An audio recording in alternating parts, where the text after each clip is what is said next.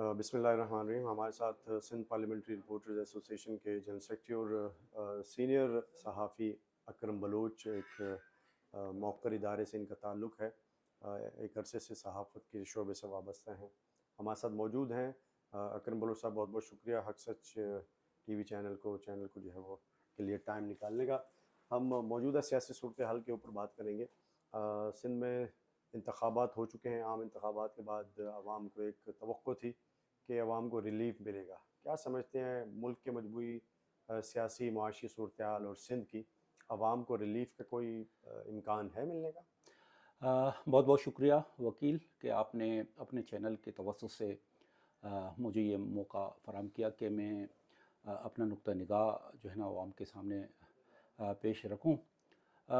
यकीनन इसमें एक बात बहुत अहम है, वो ये है कि जब भी इंतखाबात करीब होते हैं तो एक तरफ सियासी क़यादत जो वादा वहीद लोगों से लेते हैं और ये कोशिश करते हैं कि लोग उनकी तरफ जो है ना वो राग़िब हो जाएं और उनको वोट दें, और वो अपने मंशूर पेश करते हैं लोगों को रिलीफ़ के हवाले से। तो दूसरा जो आवाम है वो भी इस उम्मीद के साथ इंतखाबात में हिस्सा लेती है कि चलें यार, मुमकिन है कि आने वाले 5 साल में उनको कुछ रिलीफ़ मिले, उनके मसले मसाइल हल हों। तो हमने इस इंतखाबात में भी यही देखा, सियासी जमातों ने अपने प्रोग्राम्स के साथ, अपने मंशूर के साथ अवाम के पास गए और अवाम ने जो है ना अपनी अपनी जमातों को इस उम्मीद के साथ वोट दिया कि आने वाले 5 साल में उनके मसाइल हल होंगे और उन्हें रिलीफ़ मिलेगा।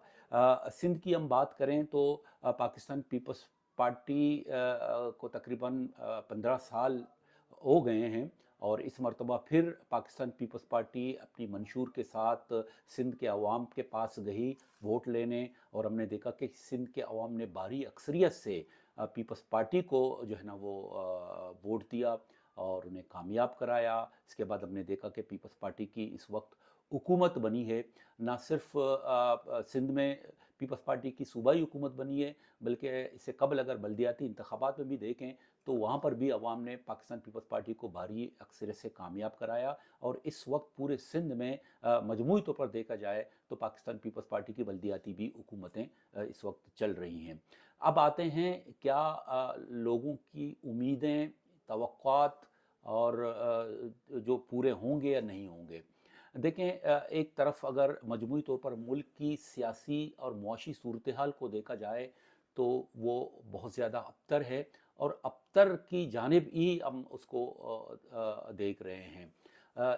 सबसे पहले तो ये कि मुल्क में सियासी अदम इस्तेकाम इलेक्शन से पहले भी था। इलेक्शन के बाद हम इस उम्मीद में थे कि सियासी जो बेयकीनी है वो शायद कम होगी, लेकिन इसके बाद भी हमने देखा जो इंतखाबात में वो इंतखाबात को मुतनाज़ा बनाने के हवाले से जो है ना कुछ सवालात ने जन्म लिया।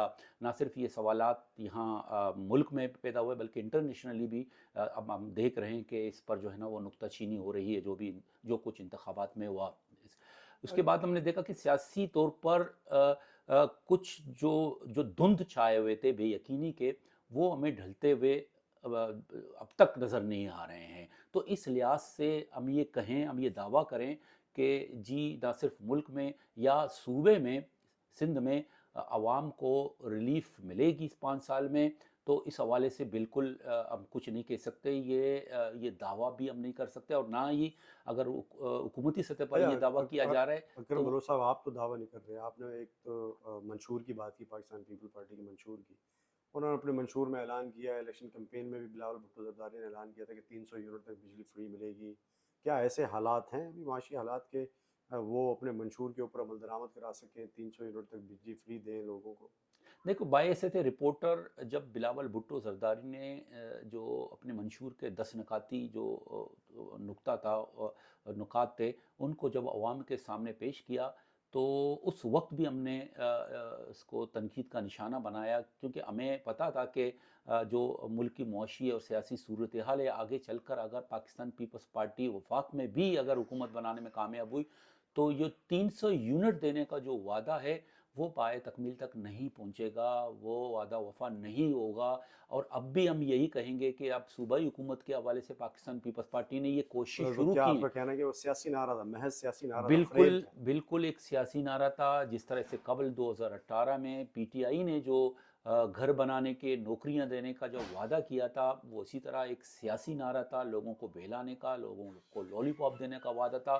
اسی طرح جو یہ 300 یونٹ فراہم کرنے کا جو ایک نعرہ ہے، جو ایک پروگرام ہے، تو میں سمجھتا ہوں وہ بھی صرف اور صرف ووٹ حاصل کرنے کے لیے اور لوگوں کو اپنی طرف متوجہ کرنے کے لیے یہ نعرہ دیا گیا تھا۔ مجھے نہیں لگتا جو ملکی صورتحال ہے، جو صوبے کی جو صورتحال ہے، چونکہ آپ کو یاد ہوگا وکیل صاحب کہ اس سے قبل جو ایک سیلاب آیا تھا، سیلاب متاثرین کے ساتھ جو سندھ حکومت نے، جو پیپلز پارٹی نے وعدے وحید کیے تھے، وہ اب تک پورے نہیں ہو سکے ہیں۔ اب تک لوگوں کو 20 لاکھ گھر فراہم کرنے کا جو پیپلز پارٹی کا وعدہ تھا، وہ اب تک پورا نہیں ہوا۔ 1 لاکھ سے زائد میرے خیال میں گھر نہیں بنے ہیں، تو 20 لاکھ کے گھر بنانا بھی ایک طویل مدتی کام ہے، اور اس کے علاوہ بہت زیادہ فنڈ کی ضرورت پڑے گی۔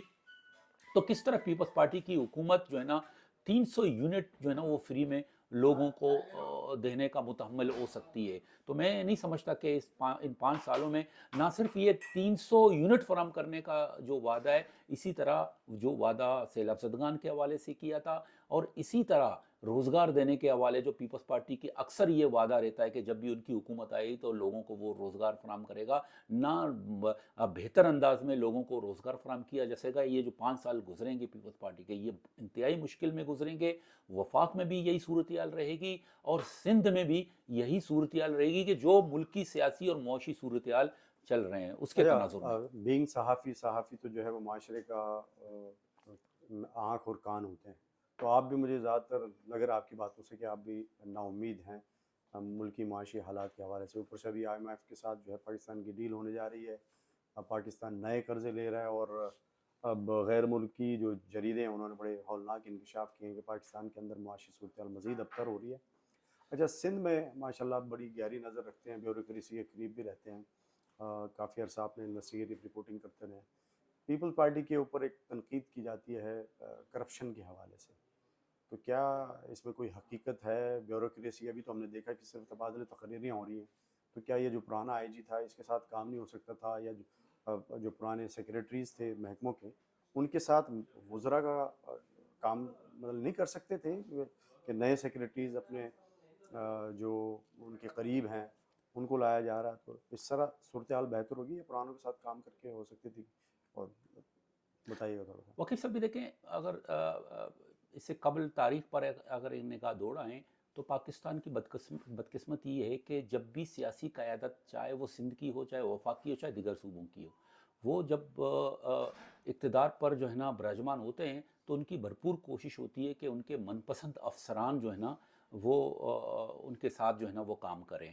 تو پیپلز پارٹی پر یہ سب سے زیادہ الزام عائد کیا جاتا ہے، شاید پیپلز پارٹی پر یہ بھی سب سے زیادہ الزام عائد کیا جاتا ہے کہ اس کے صوبے میں سب سے زیادہ کرپشن ہوتی ہے۔ تو اب پیپلز پارٹی کو یہ اپنے آپ کو کلیئر کرانا پڑے گا، یہ ذمہ داری پیپلز پارٹی کی ہے کہ وہ اس تاثر کو جو پھیلایا گیا ہے یا پھیلا گیا ہے، تو اس کو ختم کرنے کے حوالے سے وہ ایسے مؤثر اقدامات اٹھائے جس سے یہ تاثر ختم ہو، زائل ہو۔ لیکن ہم نے دیکھا کہ اس مرتبہ جب پیپلز پارٹی کی صوبائی حکومت بنی تو اس میں پھر ہم نے دیکھا کہ پیپلز پارٹی کی وہی وتیرہ ہے، وہی روش ہے، وہی اس کی کوششیں ہیں کہ ہر منسٹر کی یہی کوشش ہوتی ہے کہ اس کا جو سیکٹری ہو وہ اس کا من پسندیدہ ہو۔ ہم نے یہی دیکھا، اور اسی طرح نہ صرف سیکٹری کی حد تک بلکہ پیپلز پارٹی نے آنے سے پہلے ہی یہ اندیا دیا تھا کہ اس کے آتے ہی وہ نہ صرف افسران کا بلکہ چیف سیکٹری اور IG سندھ کا تبادلہ کریں گے اور اپنے من پسند افسران کو جو ہے نا وہ تعینات کریں گے۔ صوبائی حکومت بنی، اس کے بعد ہم نے دیکھا کہ پیپلز پارٹی کی کوشش ہوئی، اور پیپلز پارٹی نے سب سے پہلے چیف سیکٹری کو جو ہے نا وہ ہٹایا اور اپنے پسند کا چیف سیکٹری لگایا۔ اس کے بعد جب IG کا تبادلہ نہیں ہو رہا تھا تو کس طرح ایک रिएक्ट किया पीपल्स पार्टी ने और वफाकी हुकूमत पर ये इल्ज़ामात आयद करना शुरू कर दिया कि जो मुआहिदा हुआ है पीपल्स पार्टी और नून लीग का सूबे के हवाले से, अफसरान के तबादले के हवाले से, लेकिन वफाकी हुकूमत अपने वादा पर जो है ना वो कायम नहीं रहा। तो इस तरह के इल्ज़ामात लगाना शुरू किए, जिसके बाद हमने देखा फौरी तौर पर जो है ना वो आईजी सिंध का तबादला कर दिया गया। हालांकि हम आप भी जानते हैं, मैं भी जानता हूँ, जो आईजी राजा रिफत साहब थे वो एक इंतहाई ईमानदार अफसर थे और उसने भरपूर कोशिश की, लेकिन चूँकि जब सूबाई हुकूमत उसके साथ ताउन करने से जो है ना वो इनकारी हो, तो आईजी इस हवाले से तो क्या कर सकते हैं, इसलिए उसे मजबूरन जो है ना जो कुछ हुआ, अब हमने देखा कि उनका तबादला हो गया। अब देखना ये है कि आईजी नए आईजी का तकर्रर हुआ है, और वो भी यकीनन हम ये नहीं कह सकते हैं कि वो आईजी काम वाला नहीं है, यकीनन अब वो भी एक अच्छा अफसर है।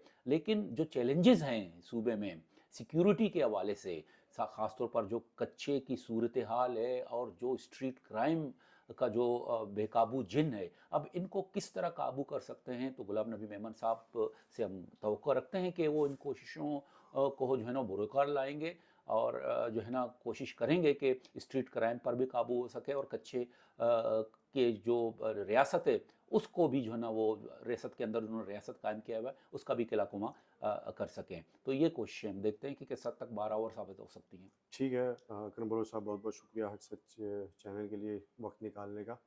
हम अल्लाह ताला से दुआ करते हैं कि हमारे सूबे के, हमारे मुल्क के, कराची शहर के हालात बेहतर हों। आमीन। हमारे जो यूट्यूब सार्फिन हैं उनसे भी गुजारिश है कि हक सच चैनल को सब्सक्राइब लाजमी कर लें और बेल आइकन का जो बटन है उसको भी प्रेस करें। इस चैनल को शेयर भी करें और लाइक भी करें और कमेंट्स ज़रूर कीजिएगा, ताकि हम अपनी वीडियोस को और अपने जो रिपोर्ट्स होती हैं उनको मज़ीद निखार सकें।